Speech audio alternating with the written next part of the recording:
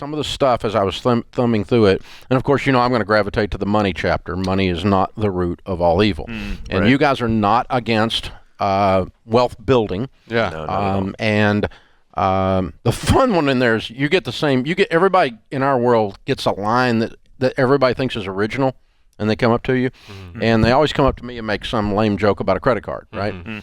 And they come up to you guys and go, I was a minimalist once, I grew up poor. And you guys hear that like every third person in a book line, right? Right. Yeah. And so minimalism is not poverty, and it's not you're not advocating poverty, and you're not calling nice things even evil. No, not at all. I mean, minimalism sounds like a really radical lifestyle, but the way we look at it is it's really just a practical lifestyle. Because let's say everyone stopped spending money right now, the economy would crash, right?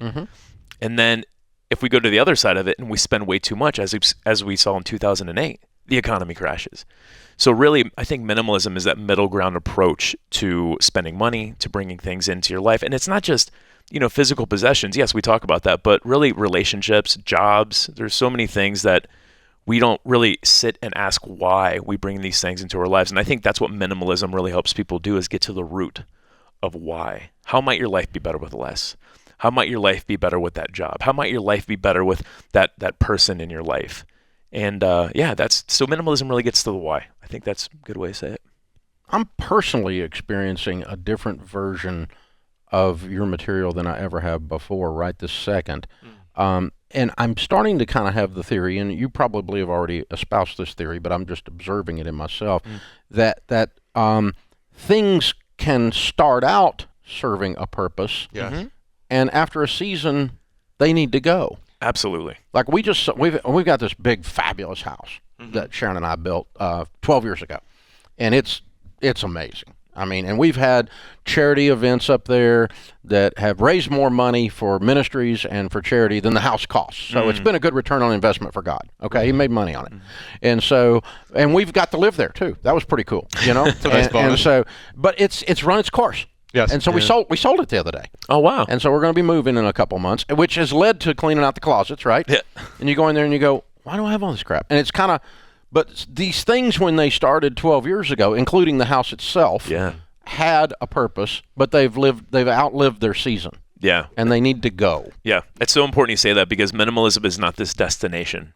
I wish we could sit here and write out well, you're moving to a new place, Dave. Well, let's write out the 100 things that you need and the 100 things that your wife needs. And since you'll be, living in wherever, here's another list of 50 things. It just doesn't work that way. Minimalism is a way to kind of help you call. It's really to help you just get clear on what adds value today, what adds value tomorrow. Because, it is so important to recognize the things in my life today may not add value tomorrow, and vice versa. And that's okay. Yeah, my daughter's 8. She doesn't still play with the same toys she did when she was 3, right? Yeah. The average kid actually has 300 toys. They play with about 12 daily. Of course, we as adults, we're the same thing. We have our own toys, right?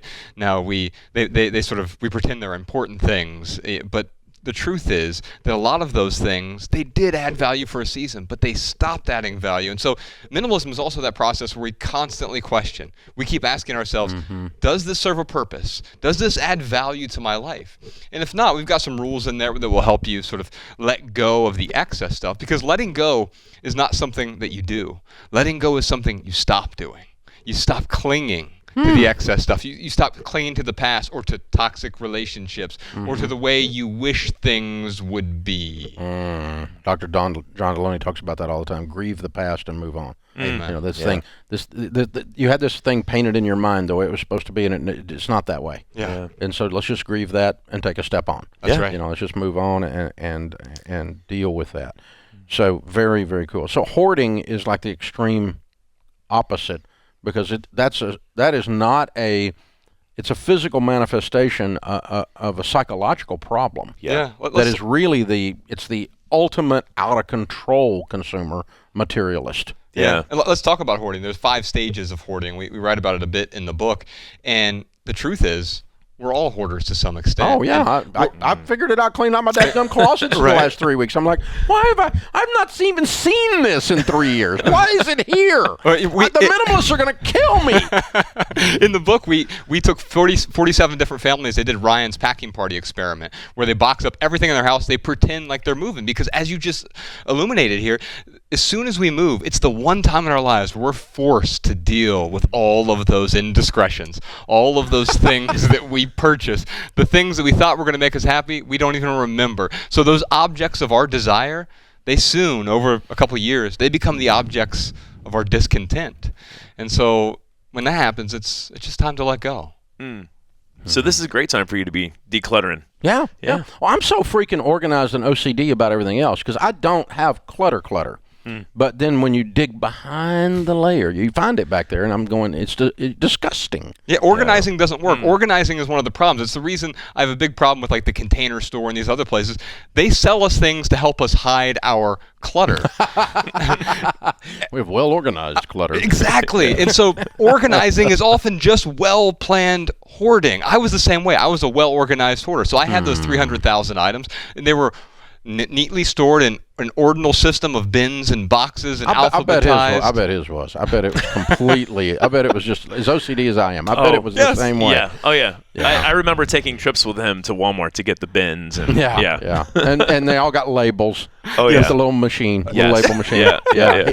He's that guy. Yeah, I love that. I mean, now I would have to hire somebody. No, I don't. This is great.